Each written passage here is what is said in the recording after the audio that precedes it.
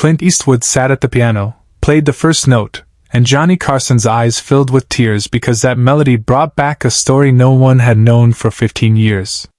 It was March 1982. The Tonight Show starring Johnny Carson. Studio 6B in Burbank. Another Thursday night. Clint Eastwood was the guest.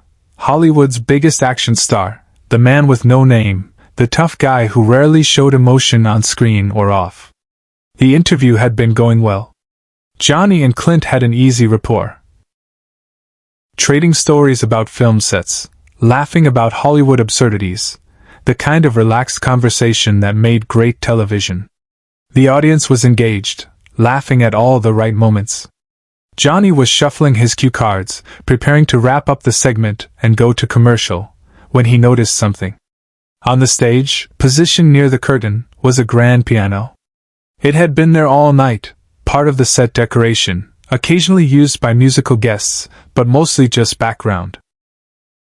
Johnny glanced at it, then back at Clint, and a mischievous look crossed his face. The kind of look that meant he was about to do something spontaneous. "Clint," Johnny said, leaning back in his chair with that trademark grin, "I have to ask you something. Can you play piano?" Clint looked surprised by the question. "I can. A little." "Why?" "Because," Johnny gestured toward the piano with a theatrical flourish, "we have a perfectly good instrument sitting right there doing nothing. And I'm curious. Can the toughest guy in movies actually play something soft?" The audience laughed. It was classic Carson, turning a simple question into a playful challenge. Ed McMahon chuckled beside the desk. Doc Severinsen and the band looked amused. Clint smiled, that rare, genuine smile that he almost never showed in his films. "You really want me to play something?" "I really do," Johnny said. "Come on. Show America that Dirty Harry has a sensitive side." More laughter. Clint looked at the piano, then back at Johnny, clearly considering whether this was a good idea. Then he stood up. The audience applauded as Clint walked across the stage to the piano. He sat down on the bench, adjusted it slightly, and placed his hands on the keys. He looked back at Johnny with a slight smile. "Any requests?" Clint asked. "Surprise me," Johnny said, still grinning, expecting maybe a simple tune, a few chords, something light and amusing. Clint's fingers touched the keys. And everything changed. Carson stopped mid-joke. The entire studio froze. The melody that came from that piano was not simple. It was not light. It was achingly beautiful, slow, melancholic, hauntingly familiar in the way old songs are, like something half-remembered from childhood. Clint played with genuine skill, his fingers moving across the keys with practiced precision. His eyes closed. His entire body relaxed into the music. This wasn't a movie star doing a party trick. This was a real musician playing something that clearly meant something to him.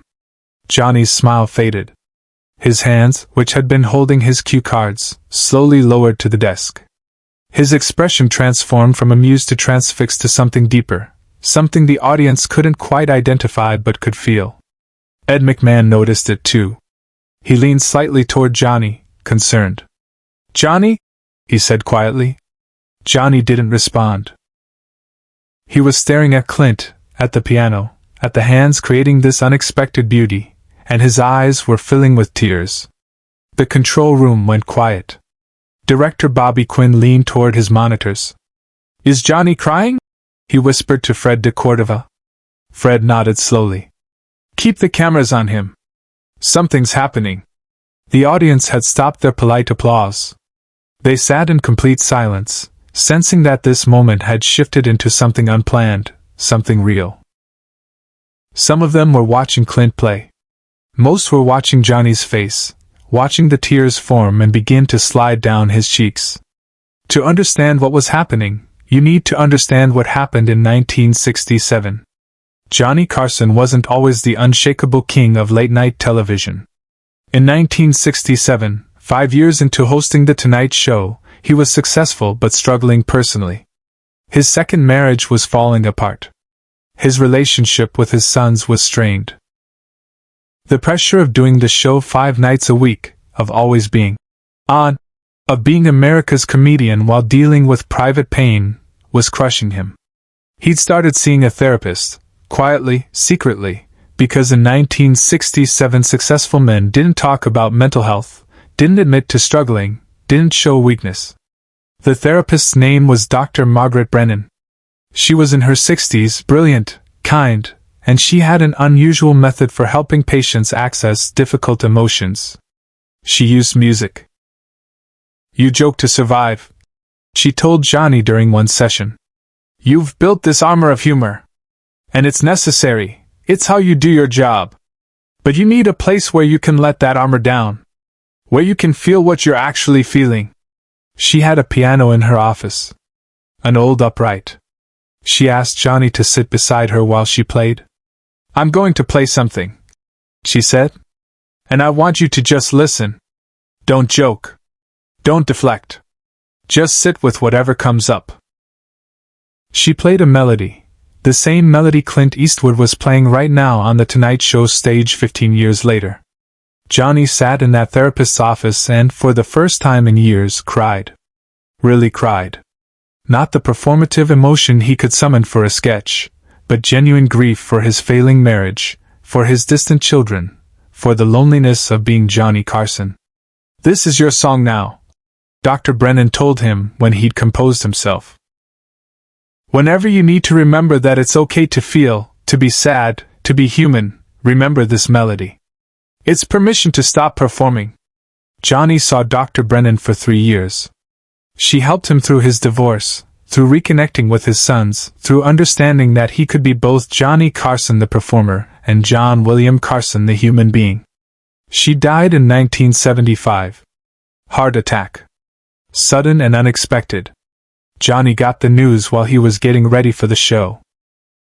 He did the monologue that night anyway, made America laugh for 90 minutes, and never mentioned that he'd lost someone who'd saved his life.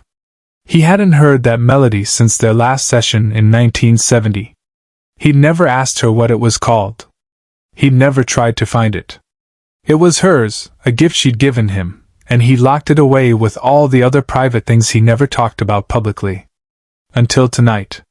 March 1982. When Clint Eastwood sat at a piano and unknowingly played Dr. Brennan's song. Subscribe and leave a comment, because the most powerful part of this story is still ahead. Clint was still playing. The melody continued, each note perfect, each phrase building on the last. He had no idea what was happening at Johnny's desk. He was lost in the music, in whatever memories or emotions it brought up for him. Johnny wiped his eyes quickly, but the tears kept coming. The cameras stayed on him. Close-up shots showing America's most composed entertainer completely undone by something as simple as a piano melody. Ed McMahon reached over and gently touched Johnny's arm. "You okay, Pally?" he whispered again. Johnny nodded but didn't speak. Couldn't speak. When Clint played the final note, letting it sustain and fade into silence, the studio remained quiet. No one applauded. No one moved. They were all looking at Johnny. Clint opened his eyes and turned on the piano bench to face Johnny. He saw the tears immediately. His expression shifted from peaceful to concerned. "Johnny?" Clint said. Did I do something wrong?" Backstage, he made a choice no producer would have ever allowed. Johnny stood up. He didn't say anything to Ed, didn't look at the cameras, didn't acknowledge the audience, or the control room frantically trying to figure out what to do. He just walked across the stage to the piano where Clint still sat. The cameras followed him. The audience held their breath. Johnny stood beside the piano, looking down at the keys, at Clint's hands still resting on them. When he finally spoke, his voice was rough with emotion.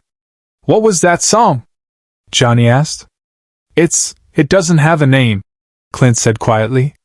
"It's something my piano teacher composed when I was a kid. She used to play it at the end of every lesson. She said it was for remembering. For when you needed to stop and feel something real." Johnny's breath caught. "Your piano teacher?" "Yeah. Mrs. Brennan. Margaret Brennan." She taught me from when I was 8 until I was 16. She died a few years back. When you asked me to play, I don't know why, but that's the melody that came to me. I haven't played it in years." The studio was absolutely silent. Even the control room had stopped talking. Fred de Cordova stood behind Bobby Quinn's chair, one hand over his mouth, understanding dawning on his face. Johnny looked at Clint. "Margaret Brennan taught you piano?" "In Oakland." "Yeah. She was incredible. Taught music to kids in the neighborhood who couldn't afford lessons. She changed my life." Clint paused. Did you know her?" But this was the moment no one in the studio, nor anyone at home, ever saw coming. Johnny sat down on the piano bench beside Clint. Right there, on live television, Johnny Carson sat at a piano with Clint Eastwood and started to cry in earnest. "She was my therapist," Johnny said, his voice breaking. "From 1967 to 1970. She played this song for me in her office when I was falling apart. She told me it was permission to be human. Permission to stop performing and just feel." Clint's eyes widened. "Margaret was your therapist?" "She saved my life," Johnny said simply. "And I never got to thank her properly. When she died, I couldn't talk about it. I couldn't explain to anyone what she meant to me because I'd never told anyone I was in therapy. And now you're sitting here, playing her song and—" He stopped, overcome. Clint put his hand on Johnny's shoulder. Two of Hollywood's most famously guarded men, sitting together at a piano on live television, connected by a woman who had touched both their lives decades apart. "She talked about you sometimes," Clint said quietly. "She never said your name. But she told me about a student she had who made people laugh. She said making people laugh was the hardest job in the world because you had to feel everything but only show joy. She was so proud of that student."